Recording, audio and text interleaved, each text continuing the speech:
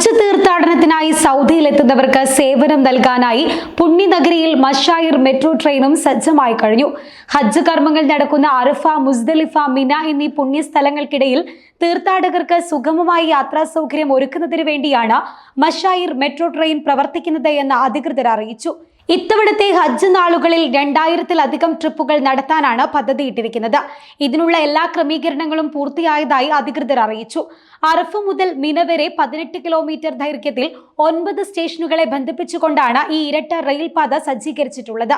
ജമറാത്ത് പാലത്തിന് സമീപമാണ് അവസാന സ്റ്റേഷൻ.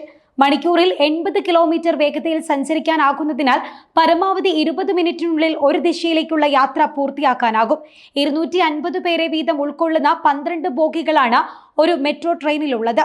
ഇത്തരത്തിലുള്ള 17 ട്രെയിനുകൾ ഹജ്ജ് വേളയിൽ സർവീസ് നടത്തും. ഒരു ട്രെയിനിൽ പരമാവധി 3000 പേർക്ക് വരെ ഒരേ സമയം യാത്ര ചെയ്യാൻ സാധിക്കും. ഹജ്ജ് വേളയിൽ 3.5 ലക്ഷത്തിലധികം തീർത്ഥാടകർക്ക് ഇതിന്റെ സേവനം ലഭിക്കുമെന്നാണ് അധികൃതർ പറയുന്നത്.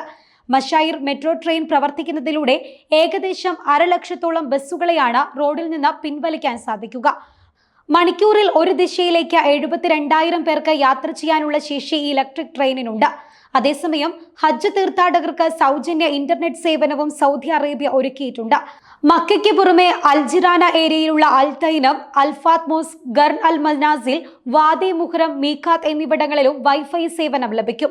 ഇതുവഴി തീർത്ഥാടകർക്ക് സൗദിയിൽ ഓൺലൈൻ സേവനം എളുപ്പത്തിൽ ലഭ്യമാകും. ഇസ്ലാമിക് ലൈബ്രറിയിലെ 3000-ലേറെ നിയമ കർമ്മശാസ്ത്ര വിവരങ്ങൾ 45 ഭാഷകളിൽ ലഭ്യമാകും. ഹജ്ജുമായി ബന്ധപ്പെട്ട മന്ത്രാലയം പുറത്തിറക്കിയ വീഡിയോകളും കണ്ടു മനസ്സിലാക്കാം. സംശയ നിവാരണം നടത്താനും അറിഞ്ഞിരിക്കേണ്ട കാര്യങ്ങൾ ചോദിക്കാനും ഇതുവഴി സാധിക്കും. തീർത്ഥാടകർക്ക് സ്വന്തം കുടുംബങ്ങളുമായി ആശയവിനിമയത്തിനും ഇതുവഴി അവസരമൊരുങ്ങും. അതേസമയം വിദേശ രാജ്യങ്ങളിൽ നിന്നുള്ള തീർത്ഥാടകരുടെ വരവ് കൂടിയതോടെ വിമാനത്താവളങ്ങളിലെ ഒരുക്കങ്ങളെല്ലാം കഴിഞ്ഞ ദിവസം വിലയിരുത്തിയിരുന്നു. ഹറമിലും മസ്ജിദ് ദുന്നബവയിലും എത്തുന്ന ഹജ്ജ് തീർത്ഥാടകരുടെ കൃത്യമായ എണ്ണം അറിയാൻ സഹായിക്കുന്ന തെർമൽ ക്യാമറകളും പ്രവർത്തനം തുടങ്ങിയിട്ടുണ്ട്. സൗദി ആഭ്യന്തര മന്ത്രാലയവുമായും Saudi data and artificial intelligence അതോറിറ്റിയുമായും സഹകരിച്ചാണ് ക്യാമറകൾ പ്രവർത്തിക്കുന്നത്. അതേസമയം ഇത്തവണത്തെ ഹജ്ജ് തീർത്ഥാടനം കടുത്ത ചൂടിലായതിനാൽ ഹജ്ജ് അനുഷ്ഠാന കേന്ദ്രങ്ങൾ, വിമാനത്താവളങ്ങൾ, തുറമുഖങ്ങൾ, പ്രധാന റോഡുകൾ എന്നിവിടങ്ങളിൽ 24 മണിക്കൂറും കാലാവസ്ഥ നിരീക്ഷിക്കും.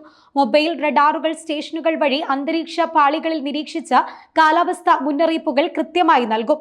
ഭിന്നശേഷിക്കാർ ഉൾപ്പെടെ പ്രത്യേക പരിഗണന അർഹിക്കുന്നവർക്ക് സേവനം നൽകാൻ മിനായിൽ പ്രത്യേക കേന്ദ്രവും സജ്ജമാക്കിയിട്ടുണ്ട്. ബോധവൽക്കരണത്തിന്റെ ഭാഗമായി ദിവസേന കാലാവസ്ഥാ ബുള്ളറ്റിനും നൽകും.